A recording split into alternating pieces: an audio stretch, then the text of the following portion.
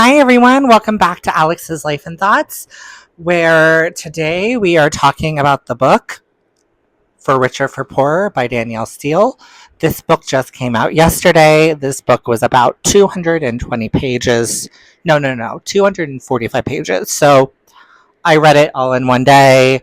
Um, it was kind of my cleaning lady comes on Tuesdays, uh, twice a month. And on those days, I like to be gone for about a couple hours for that she can just clean interrupted. And um, so I got a text that my Amazon package for the Danielle Steel book came.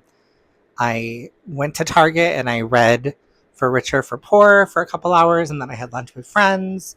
And then I came back and finished the book. So here are my thoughts. I will give Danielle Steel a compliment and a criticism all in one sentence. She writes what she knows and sticks to the formula. It was pretty much like every book she's released in the last 10 years. Rich, fashion obsessed people who jet set to London, Paris, and New York City with ease. Sure, she loses her fortune for a bit in the book, but don't fret, she will win it back and maybe even find love again. After spending years as the head designer for Oscar de la Renta, Eugenia Ward embarked on her own fashion journey at the age of 14 years ago. Since then, she has established herself as a prominent figure in the world of evening and bridal gowns, as well as ready to wear haute couture fashion. However, with the industry currently facing significant changes, Eugenia has encountered serious financial setbacks and is in urgent need of fresh investors and innovative ideas. Little side fun note is that I have a godmother and her name is Eugenia. And Eugenia is a very unique name. There's not a lot of Eugenias in the world. And so I was thrilled that there was a Danielle Steel heroine named Eugenia. In addition to her professional woes, Eugenia serves as the matriarch and a guiding force for her 5 adult children. Having been a single mother for over a decade following the divorce from her extravagant Italian prince husband, yes, you heard that right, she was married to an extravagant Italian prince. She is tasked with navigating family dynamics while managing her business. As the family comes together for a summer retreat at the beach house, the escalating costs of her daughter's Gloria's wedding are concerning, especially when Eugenia begins to doubt Gloria's choice in fiance due to his rude behavior. He's more than rude. He is a horrible, horrible person.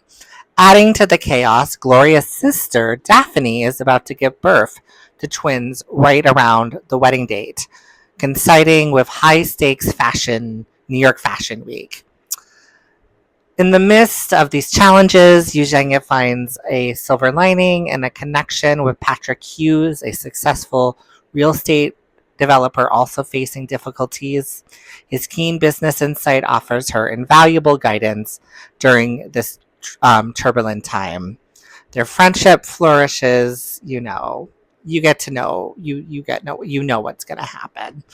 So, with all of the Danielle Steel books, it's a short book and not very well written.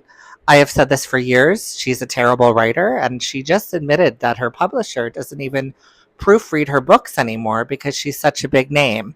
So there's lots of errors and things and lots of repeating. However, she is a really good storyteller, and there's a cozy feeling when you read her book. It was just kind of a nice little escape from the world that we're living in.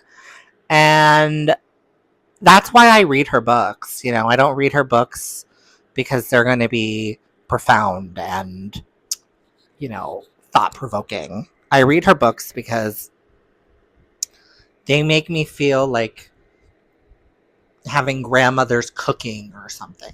There's a cozy element to her books. So I'm going to give this a 3 out of 5. It's not her best book, but it's not terrible. It's very much like a lot of her other books have been very recently for the last 5 to 10 years. So it's not really original. However, it was a fun read. I'm glad I got it. Yeah, it was a fun little getaway, and I didn't even have to go anywhere. I could just go to Target and go home and read, about people going to London and Paris and New York City with ease. It was fun. Um, so yeah, I would recommend getting this from the library, or splurging if you're going on an airplane trip. This is a great airplane read, or vacation read, or you know, vacation. It's a great read for that. Or if you can't go anywhere this summer, and you just want to kind of hear about people who are affluent and can do things that most people can't do. So I'm going to give this a 3 out of 5 stars, and I recommend it. And have a great day or evening whenever you are watching this. And of course, as always, keep reading. Bye.